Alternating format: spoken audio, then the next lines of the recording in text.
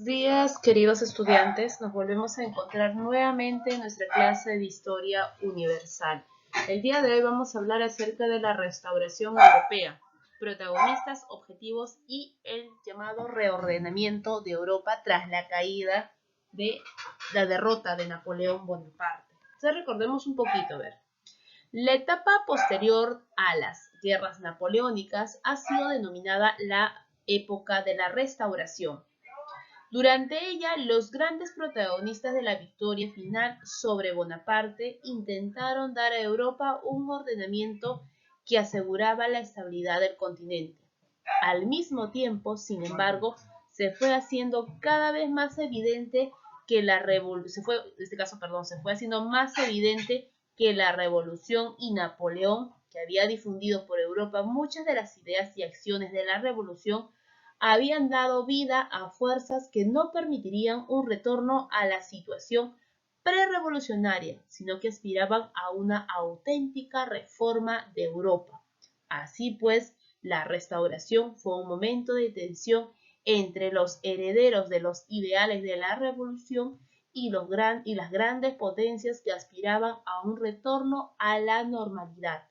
Entre las potencias también existían, sin embargo, diferencias, pues algunas de ellas pretendían sin más un retorno al antiguo régimen, mientras que otras más pragmáticas, y que es pragmática, es una política o actitud de ocuparse solo de los hechos y sus consecuencias, sin dar importancia a las ideologías o cuestionamientos de la moral, que conformaban una serie de lineamientos que garanticen la seguridad de Europa. Estas diferencias afloraron ya en la reunión convocada tras la primera caída de Napoleón Bonaparte, el llamado Congreso de Viena. Y es de ese congreso que vamos a hablar en nuestra siguiente diapositiva. Entonces, presta mucha atención. La restauración. Restauración es el nombre con el que se conoce al periodo entre 1814 y 1815, cuando después de la Primera Revolución Francesa y la caída de Napoleón Bonaparte, las potencias europeas deciden restablecer el antiguo régimen en la región. Pero primero es necesario entender el contexto. Francia atravesaba un proceso radical de cambios políticos, económicos y sociales desde el año 1789. La Primera Revolución Francesa inició con el objetivo de poner fin al antiguo régimen basado en una monarquía absoluta, sociedades estamentales y economía agraria. Sin embargo, al llegar a las manos del general Napoleón Bonaparte, a partir del año 1804, Francia perdió el carácter democrático por el que había luchado, y se estableció el primer imperio francés, también conocido como Imperio Napoleónico.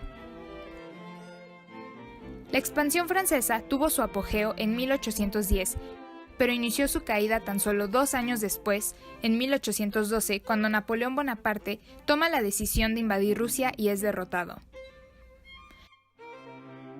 Gran Bretaña, Prusia, Países Bajos y Bélgica logran tomar la ciudad de París el 31 de marzo de 1814. Finalmente, Napoleón abdica de su cargo como emperador el 4 de abril de 1814, abriendo camino a la liberación europea. La restauración inicia el 30 de mayo de 1914 con la firma del Tratado de París, que ponía fin a la guerra entre Francia y la Sexta Coalición Europea. Unos meses después, en septiembre, se lleva a cabo el Congreso de Viena, un encuentro diplomático entre las potencias europeas de la época para restablecer el orden de las fronteras tras la derrota de Napoleón. Tomó lugar en Viena, la capital austriaca, y la toma de decisiones quedó en manos de los 5 estados más poderosos conocidos como Pentarquía: Prusia, Rusia, Gran Bretaña, Austria y Francia, que a pesar de haber sido derrotada, seguía siendo considerada una potencia. El principal objetivo del Congreso de Viena era crear un balance de poder entre los países europeos para que no se volviera a presentar una dominación hegemónica sobre el territorio como la de Napoleón Bonaparte. Por otro lado, se establecieron las monarquías consideradas legítimas, con el fin de expulsar a la dinastía Bonaparte. Es así como Luis XVIII, el hermano de Luis XVI, es coronado como rey de Francia. Con el fin de asegurar la estabilidad política, se llegó a un acuerdo en el que ningún estado aceptarían y promovería los principios del nacionalismo, liberalismo, secularización ni revoluciones. En cuestión territorial, Francia pudo mantener los territorios ganados hasta 1792, antes de la entrada de Napoleón a la Revolución. Austria recuperó los territorios perdidos a excepción de Países Bajos. Prusia obtuvo un territorio discontinuo que después representó un problema para la cultura alemana. El Ducado de Varsovia fue disuelto y dividido en 3 partes, de las cuales Rusia se quedó con el Reino de Polonia. El Imperio Otomán y España perdieron su fuerza política y dejaron de figurar entre las potencias, ya que a pesar de poseer grandes territorios, quedaron atrás en términos de modernización. Dentro de la pentarquía se creó otra división conocida como la Santa Alianza, formada por las potencias más conservadoras, Prusia, Austria y Rusia.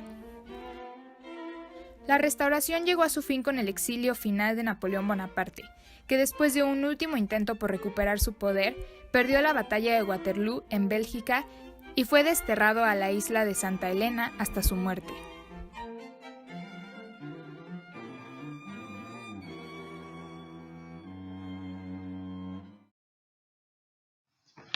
El Congreso de Viena. Entre noviembre de 1814 y junio de 1815, se reunieron en la capital del Imperio Austriaco representantes de casi la totalidad de estados europeos, bajo la dirección de Austria, Prusia, Rusia y la Gran Bretaña. Se tomaron acuerdos que definirían el nuevo orden de Europa. Por nuevo orden nos referimos que en este Congreso se restablecieron las nuevas fronteras del continente, pero también a que se fijaron cuáles serían las reglas o principios que desde entonces regirían la vida política de Europa. Así, los grandes vencedores van a establecer las tácticas o expresamente los siguientes criterios. Por ejemplo, debían asegurarse el respeto a los reyes despojados de sus tronos por Napoleón Bonaparte, el llamado principio de legitimidad. Siguiente, debía evitarse el excesivo engrandecimiento de algún estado, porque pudiese representar una amenaza para el orden. A eso se denomina principio de equilibrio. Las grandes potencias asumirían una especie de supervivencia de los asuntos europeos, reuniéndose en congresos para discutir los asuntos que fueran presentándose. Es un principio de coordinación. Entonces, en base de estos 3 principios, se va a regir toda Europa y eso va a quedar sellado y va a estar con las respectivas firmas de los delegados que van a asistir a ese congreso en la llamado Congreso de Viena, ¿no? Una asamblea que intentó dar a Europa un ordenamiento que asegurase una paz más duradera. Entre los personajes de la asamblea vamos a destacar al delegado de Gran Bretaña, el vizconde Catherine, y el representante de la postura de aquel país de evitar peligrosas supremacías en Europa. Vemos al rey Alejandro, en este caso Alejandro Zar de Rusia, quien aspiraba por su parte a consolidar la posición de su país en Europa, convirtiéndose en tutor y garante de la paz. El canciller austriaco, príncipe de Metternich, fue el auténtico director de los debates del Congreso, adversario de las ideas de revolución. No era, sin embargo, un fanático partidario de restablecer el antiguo régimen. Entonces ellos fueron los principales personajes de esta asamblea. Vamos a hablar entonces ahora acerca de las obras, o qué es lo que va a traer este llamado Congreso de Viena. Las obras del Congreso de Viena y el nuevo mapa de Europa. Entre las obras podemos destacar 2 nuevos principios, llamado nuevos principios y nuevas fronteras. Los nuevos principios, lo que ya expliqué hace un momento acerca del principio de equilibrio, legitimidad y la coordinación. Y las nuevas fronteras, el llamado reordenamiento del mapa de Europa. Esto de aquí es un resumen, ¿no? Un resumen de lo que avanzamos o expliqué en esa anterior diapositiva. Y el nuevo mapa de Europa. ¿Cómo es eso del nuevo mapa de...? Antes de hablar acerca del nuevo mapa de Europa, Un dato adicional es que en el aspecto territorial el Congreso tomó principalmente los siguientes acuerdos con respecto a lo que vamos a hablar ahora acerca del nuevo mapa de Europa. Se va a dar, en este caso, Francia, despojada de todas sus conquistas, sería rodeada de una serie de estados barrera que evitarían algún intento futuro de expansión. Estos estados serían de sur a norte, tenemos a Cerdeña y Piamonte. La Confederación Helvética, Prusia, a la que se otorgarían los territorios de esta región, y los Países Bajos, que incluirían lo que viene a ser Holanda y Bélgica. Gran Bretaña, por su parte, a través de la obtención o el reconocimiento de diversas posesiones insulares, se consolidó como la mayor potencia marítima del mundo. En la Europa central se organiza una confederación germánica, en vez del Fenecio Sacro Imperio de 39 estados independientes, que sería presidido por el emperador de Austria. La península itálica, que había sido unificado por Napoleón, fue fragmentado en 8 estados, la mayoría de los cuales fueron colocados bajo la tutela de Austria. Así, esta potencia, que como ya vimos controlaba también la Confederación Germánica, siguió siendo uno de los países pilares de Europa. Y por último, Rusia, engrandecida con Finlandia y el dominio por el reino de Polonia, no obtuvo, sin embargo, la posesión de árbitro de los asuntos europeos a los que aspiraba el zar. Entonces, en resumen, tenemos aquí nuestro mapa conceptual. ¿Nosotros qué podemos decir acerca del nuevo mapa de Europa? ¿No? Se da la contención de Francia, de evitar que esta vuelva a expandirse, supremacía marítima británica, y aquella va a liderar, recuerda, cuando se armó los diferentes enfrentamientos contra Napoleón. Gran Bretaña es la que va a estar a la cabeza en contra de las ideas expansionistas de Francia. Se da la fragmentación de Italia y Alemania. Austria es garante del orden, se le va a otorgar una gran cantidad de estados, va a estar bajo la tutela de Austria. Luego tenemos, se da la expansión limitada de Prusia y Rusia. Entonces estos son los principales acuerdos para la reorganización del nuevo mapa de Europa. La Santa Alianza. Esta iniciativa del zar obedecía tanto a su carácter místico como a su deseo, que ya mencionamos, de convertirse en director de la política europea. Poco o nada comprendida por los políticos de la época, fue sin embargo suscrita por Austria y Prusia, y sucesivamente se fueron adhiriendo a ella, en este caso, casi todos los soberanos europeos, con la importante excepción de la Gran Bretaña. Ahora bien, aunque concebida como una vaga invocación a los monarcas europeos para que gobernasen según los preceptos de esta religión santa, entre comillas, la alianza acabó convirtiéndose en un instrumento de defensa de orden político, ¿no es cierto?